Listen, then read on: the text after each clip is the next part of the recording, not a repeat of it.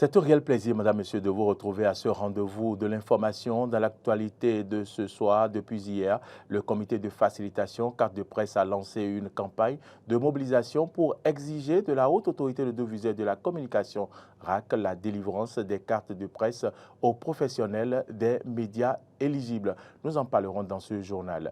La saison pluvieuse a démarré, mais quelles sont les précautions à prendre pendant cette période pour préserver les enfants et les adultes du paludisme? Vous suivrez dans ce journal les conseils de médecins généralistes. Une quarantaine de chefs d'État et de gouvernement sont réunis aujourd'hui et demain à Paris pour un nouveau pacte financier mondial. Objectif de ce sommet, mieux répondre aux besoins de développement des pays du Sud. C'est tout pour le sommaire. Vous gardez votre position pour le développement.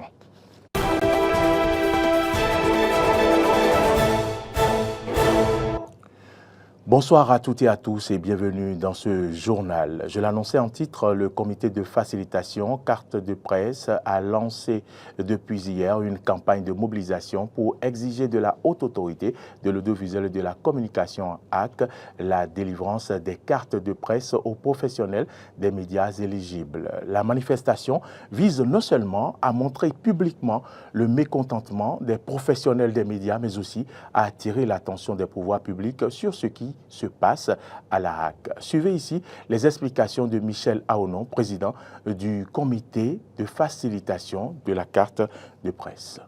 La liste des éligibles à la carte de presse a été rendue disponible depuis octobre 2022. Mais nous n'avons pas compris ce qui s'est passé par la suite et il y a une même base sur cette liste et les cartes de presse n'ont pas été délivrées aux acteurs des médias à ce jour. Alors, ce qui se passe aujourd'hui, c'est quoi? C'est que la commission qui a fait le travail a fini et a fait son rapport. Et donc, nous ne voulons pas comprendre ce qu'il y a entre conseillers à la HAC. Nous, ce que nous avons à demander, c'est que nous voulons nos cartes de presse. Parce que sans la carte de presse, au thème de la loi 2015, vous n'êtes pas professionnel des médias. S'il y a un incident ou si vous vous retrouvez dans des situations difficiles, la seule pièce qui permet de vous identifier en tant que professionnel des médias, c'est la carte de presse. Si vous n'avez pas la carte de presse aujourd'hui et que vous commettez un délit de presse, le juge a la latitude de choisir la loi 2018 portant code du numérique. Parce que la plupart d'entre nous, nous mettons nos supports de publication sur les médias digitaux. Nous sommes sur les médias sociaux aussi. Et lorsque le journaliste se retrouve dans le cyberespace, s'il n'arrive pas à prouver qu'il a le statut de journaliste, il est confondu à un cybercriminel. Et donc, nous estimons donc que l'institution qui est chargée de protéger la liberté de la presse ne peut pas devenir bourreau en empêchant donc les acteurs d'avoir la pièce qui leur garantit la protection. La deuxième chose, la loi 2015-07 du 20 mars 2015 précise que c'est avec la carte de presse que le journaliste a droit d'accès aux sources officielles d'information. Alors, confisquer les cartes de presse des acteurs des médias, c'est tout comme si la HAC est en train d'empêcher les journalistes de faire leur travail en allant aux sources officielles d'information. Et nous avons estimé donc que ce n'est pas quelque chose sur lequel nous devons croiser les bras. Il n'est pas normal que la HAC confisque les cartes de presse des professionnels des médias parce qu'à ce jour, il n'y a aucune voix officielle venant de l'institution pour nous expliquer les raisons pour lesquelles il y a eu même base sur la liste. Et donc, s'il n'y a aucune raison valable officielle, alors il n'y a pas de raison à ce que les cartes ne sortent pas. Parce que je vous rappelle que chaque requérant a déposé 5 000 francs sur le compte de la HAC au Trésor public et qu'il y a eu plus de 2700 dossiers reçus.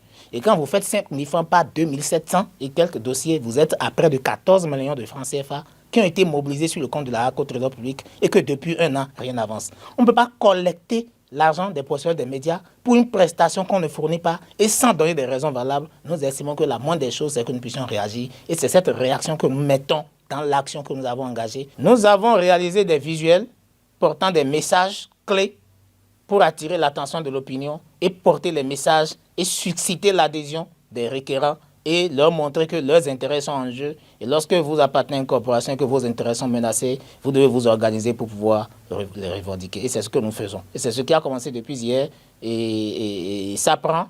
Les acteurs sont en train d'adhérer à la cause. Certains ont été informés seulement hier dans l'après-midi et ce matin déjà, ça prend. Donc, l'action que nous menons, c'est pour montrer qu'il y a urgence de se manifester, de se mobiliser pour que la HAC libère enfin les cartes de presse, pour que nous puissions maintenant ouvrir d'autres débats sur d'autres sujets qui concernent la vie de la corporation.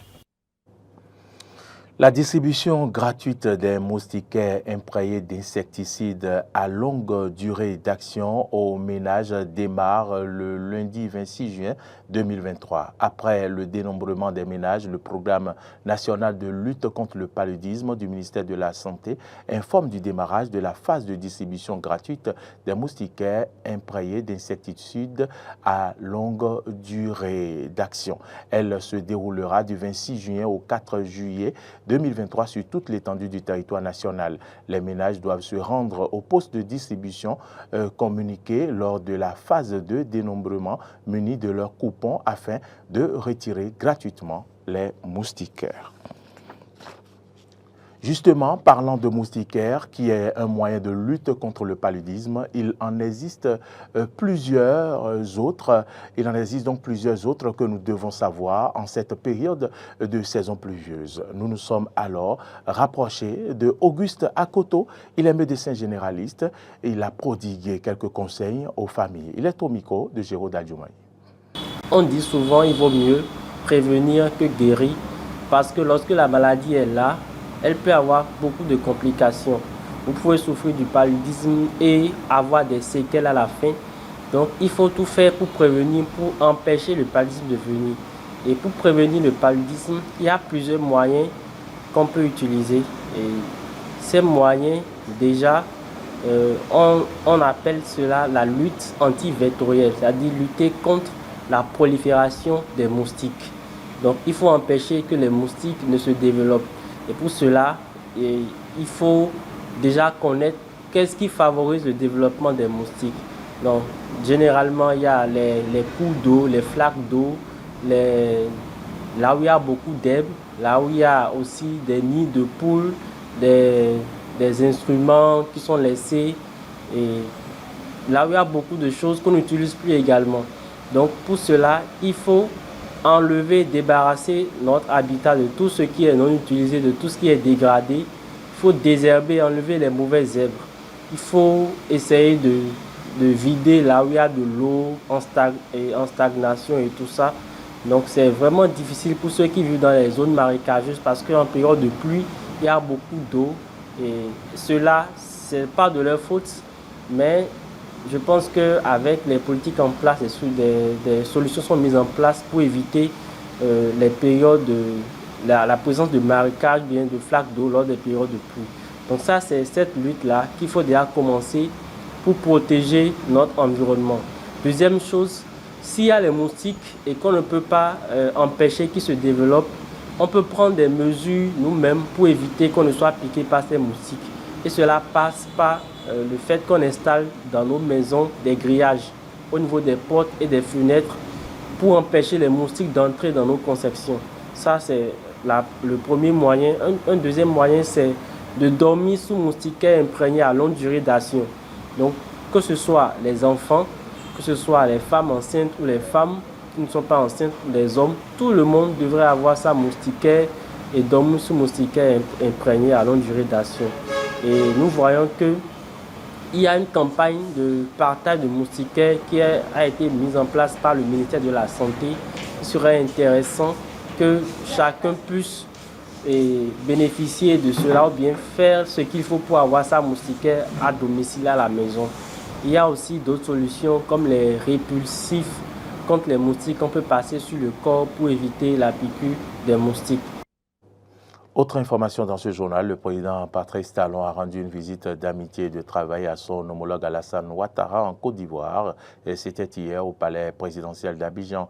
Ces deux personnalités ont échangé au cours d'une audience sur plusieurs questions, à savoir la situation sécuritaire économique et socio-politique dans la sous-région, notamment les prochaines élections dans certains pays et la question du financement du développement. Ce dernier point, bien sûr, est inscrit d'ailleurs à l'ordre du jour au sommet pour un nouveau pacte financier mondial qui s'est ouvert depuis ce matin à Paris, auquel les deux chefs d'État béninois et ivoiriens et plusieurs autres chefs d'État africains prennent part.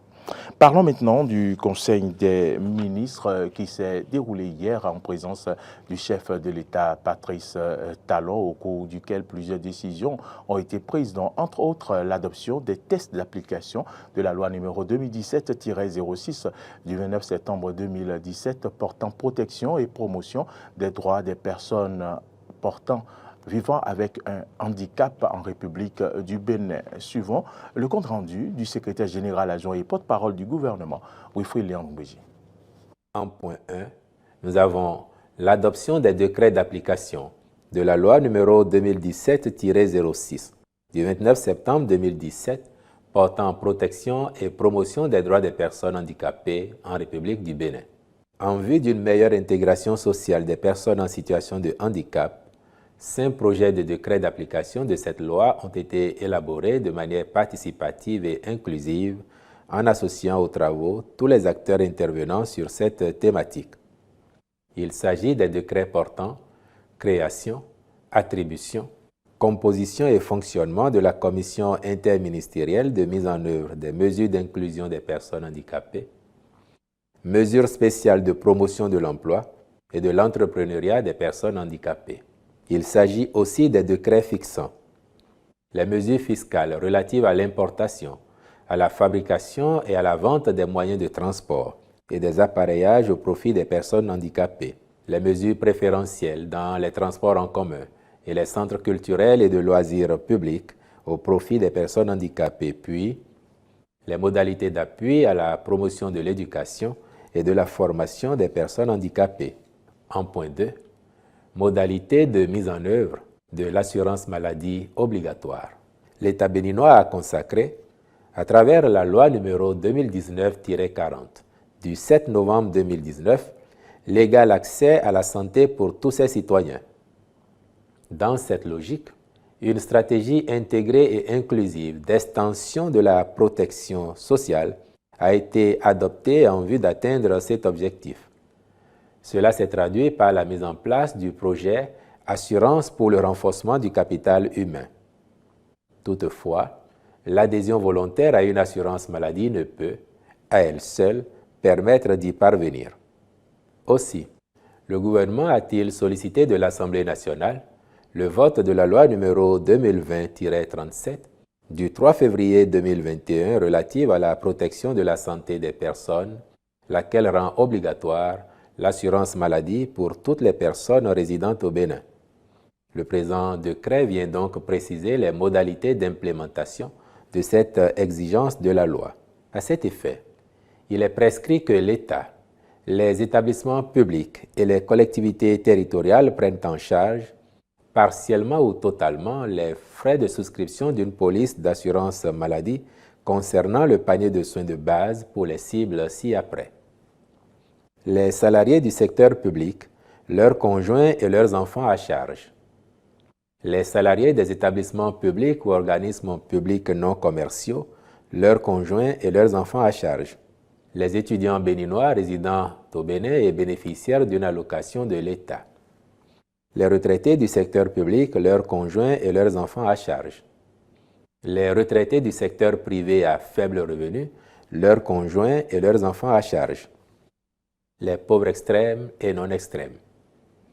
Il est à préciser que l'assurance maladie n'est souscrite par l'État pour ses cibles qu'en l'absence d'une couverture par une police prenant en charge le panier de soins tel que défini. Quant aux employeurs du secteur privé et aux organismes publics commerciaux, ils souscrivent obligatoirement une police d'assurance maladie intégrant au minimum le paquet de soins de base pour leurs salariés, leurs conjoints et leurs enfants à charge. Les clarifications du gouvernement devant la représentation nationale étaient à l'ordre du jour hier à l'Assemblée nationale avec des questions orales sans débat sur le poste de péage de Tignenti. Les députés de la 9e législature du Bénin se sont retrouvés ce mercredi, bien sûr, au palais des gouverneurs en séance plénière. Je vous prie de suivre le commentaire. Face à la représentation nationale, mercredi 21 juin 2023, Le ministre en charge des infrastructures et du transport durable a apporté des clarifications aux interrogations du député Kamel Ouassangare du Parti Les Démocrates au sujet du poste de péage de Tienti dans le département de l'Atakora. José Tonato, dans son intervention, a expliqué les critères d'implantation des postes de péage ainsi que les modes de fixation des montants à payer. L'implantation du poste de péage est fonction du niveau de trafic enregistré, du linéaire de l'axe routier concerné, des voies de contournement, du niveau de service du dit axe, ainsi que les modalités de l'investissement mobilisé. Ce sont là les critères évoqués par le ministre en charge des infrastructures et du développement durable en réponse à la question orale au gouvernement mercredi 21 juin 2023 sur les critères d'implantation de postes de péage. Pour ce qui concerne le poste de Tienti, il résulte selon José Tonato d'une étude réalisée en vue d'une redéfinition de la carte de positionnement des postes de péage en République du Bénin. Il tient compte des paramètres de sollicitation du corridor par les usagers pour diverses raisons, ainsi que la prise en considération des points de rupture de charge, a ajouté le ministre Tonato. Les critères de fixation des montants à payer par l'usager de la route à chaque poste péage sont définis selon le ministre en tenant compte de la distance qui sépare deux postes de péage, le linéaire de l'axe, le différentiel du coût d'entretien des véhicules par rapport à l'état de service de l'axe routier concerné, y compris l'estimation des charges d'entretien et de maintenance eu égard de la qualité des infrastructures. À en croire l'autorité ministérielle, une étude a été initiée par le gouvernement et réalisée dans le cadre de la fixation du montant à payer au niveau de chaque poste de péage et pesage. Les résultats obtenus permettront de réviser bientôt les prix des péages pour tenir compte du contexte socio-économique actuel, a annoncé José Didier Tonato. L'autre préoccupation est celle relative à la somme de 1000 francs CFA à payer par les usagers au poste de Tienti. Ce montant, selon le ministre en charge des infrastructures de développement durable, répond aux critères de tarification actuels appliqués sur la plupart des postes séparés d'un autre par une distance d'au moins 100 km. Pour lui, la politique de fixation des prix tient compte de paramètres techniques et socio-économiques qui impliquent, selon le cas, des enquêtes auprès des parties prenantes pertinentes dans une démarche inclusive de participation. La seconde question relative aux conditions de prise en charge des patients au CNHU HKM de Cotonou n'a pas été abordée au cours de la plénière. Ceci en raison de l'absence de Benjamin Rumpati, ministre de la Santé.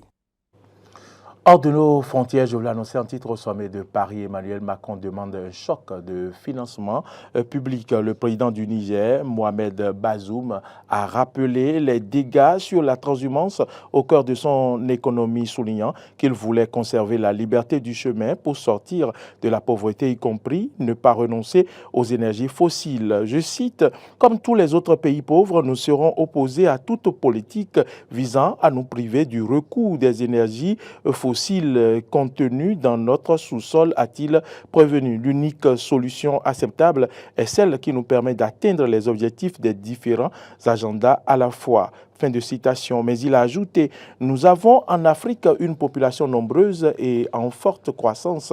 Nos besoins fondamentaux doivent être satisfaits avant toute décroissance. Car on le dit chez nous, une vache qui a bu et une vache assoiffée ne marchent pas ensemble. Il y a pour nous donc une urgence à court terme dans l'urgence globale. Le sommet, qui n'est pas bien sûr décisionnaire, doit quand même déboucher sur des propositions de réforme des institutions financières telles que la Banque mondiale ou la Banque africaine de développement. Le président Macron annoncera ce 23 juin, donc demain, les engagements et solutions tirées de ce sommet. Madame, Monsieur, c'est ici que se referme ce journal. Merci à toutes et à tous de l'avoir suivi. L'information, vous le savez, continue sur nos différentes plateformes, Facebook, Twitter, et bien sûr Facebook, Twitter et voilà, Facebook, Twitter. Et puis, vous pouvez nous suivre également en téléchargeant notre application sur Play Store et App Store. Bonne suite de nos programmes et à demain.